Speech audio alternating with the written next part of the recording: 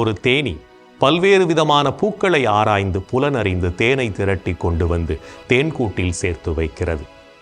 எத்தனை மணி நேரம் உழைப்பை சிந்துகிறது!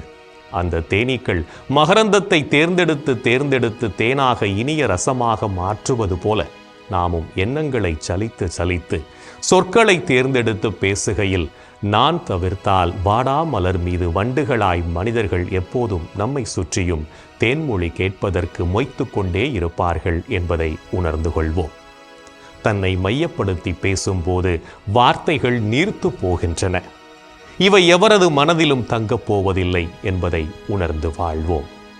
இன்றைய தினத்தை எடுத்துக்கொள்வோம். இந்த நாள் முழுவதும் நாம் நமது உரையாடல்கள் எப்படிப்பட்டதாக இருந்தது என்று யோசித்து பார்ப்போம்.